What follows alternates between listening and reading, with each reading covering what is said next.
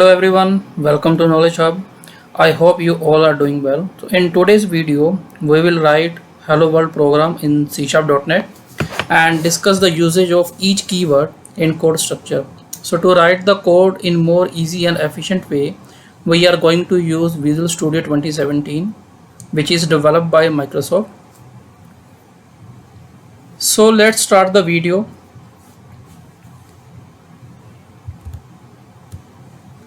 So first we will see the procedure to download and install the Visual Studio Owner system. So go to your browser and search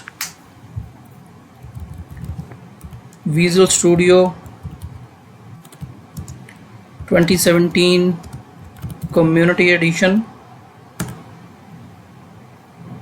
Just click on the first link.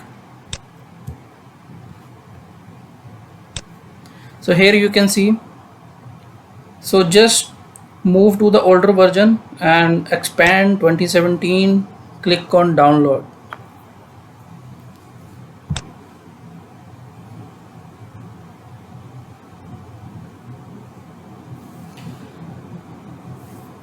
So to download this software, we need one Outlook account with Microsoft. So I suggest you should create first, then move to this website. So once you create the account, just use that account to log in into the application. So I'm using mine.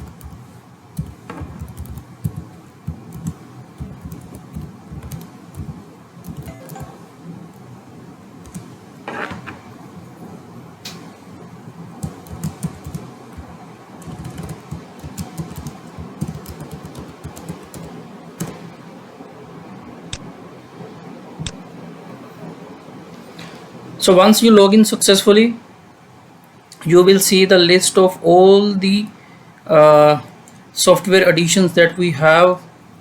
So here you can see Visual Studio Team Explorer 2017 edition, but what we need to download, we need to download this one, Visual Studio Community 2017. So just click on download. So this will save one file in your download location.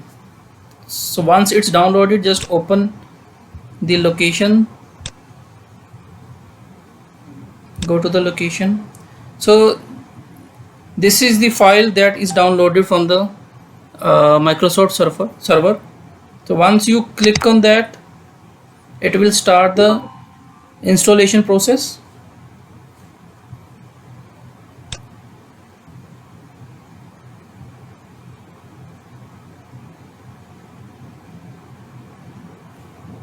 It will take some time. So you can see here I have already installed 2017 as well as 2019. So in your case you will see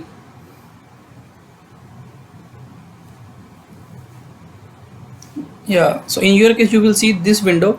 You just need to select .NET Desktop Development as well as the ASP.NET and Web Development. Just click on that and start the installation process.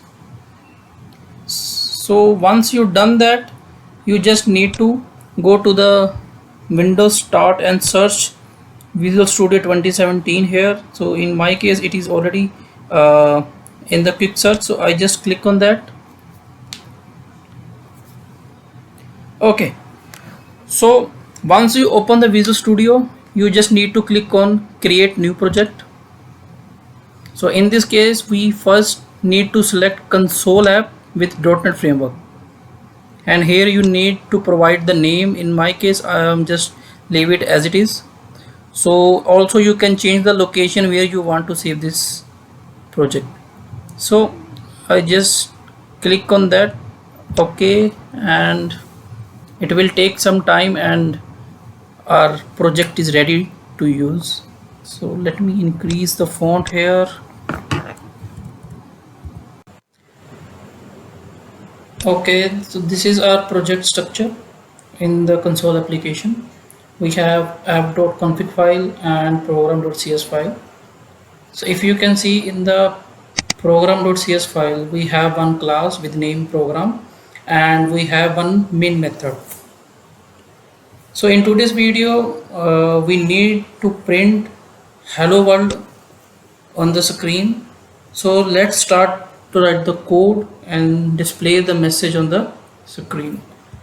So for that we are using some inbuilt classes that .NET Framework provide.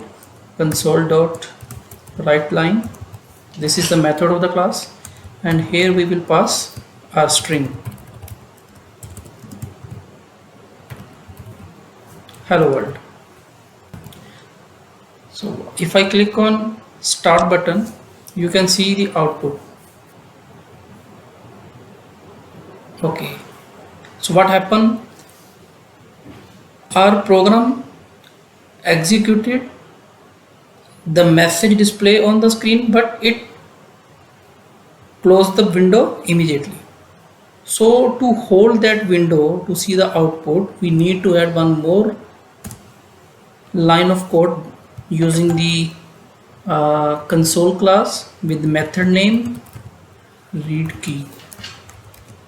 And now we need to run our application again. So here you can see that we are getting our output, that is hello world. So this is the simple example to print some message on the screen. So next we will cover all the keywords that we are using in this program. So let's start with the using keyword. Using keyword is used to include the namespaces in the program. So basically in .NET Framework we have different classes, interfaces, and they all are present in different namespaces, or you can say that different containers. So if you want to use that classes and interfaces in your program, we have to include that namespace first with the help of using keyword. So next come namespace. So as I said, namespace is a container, or you can say a collection of classes and interfaces. So next is class. So this is the class keyword here that we are used to define a new class. So class itself contains data and methods to be used in the program. So we will cover this topic in more detail in our next video that is related to the OOPS programming concept. So that we will cover in that section. And then after we have static keyword. So any method, any data member of the class, if that are decorated with the static keyword, it simply means that that method is belongs to a class, not to a specific object. So in simple word we can say we can call that method directly using the class name. So next we have void keyword. So void keyword tells that this method will not return anything. So if you want your method should return some value, we need to replace with specific type that we want to return back from that method. It can be integer, it can be string, it can be decimal, any type that we want. So next we have main method. Main method is the entry point of our application. So in every application, in any program, we should have one main method through which our whole application will start. Next we have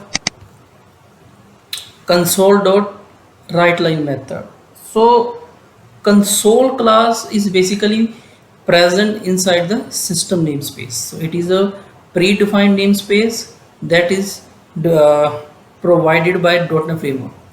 So inside that class we have writeLine method. So this method is simply used to print some value on the console window. So there are another method here that is called console.write. The only difference is that if we are using console.write method, in that case the cursor will remain on the same line. But in case of console.write line, so in that case the cursor will come to the next line automatically. So I show you with the example. If I run it again, can you see here the cursor is in the next line. So if I use the write method, in that case the cursor will remain in the same line after the hello world. Can you see here? Yeah. So next we have console.read key. So this method is basically used to make the program wait for a key press and prevent the screen from running and closing quickly. So that's it in this video. And one more important note in this case regarding the C sharp. So C sharp is a case sensitive language and all the statements and expressions must end with semicolon. So please keep these things in your mind when you write a C sharp code. So that's it in this video. Thank you for watching.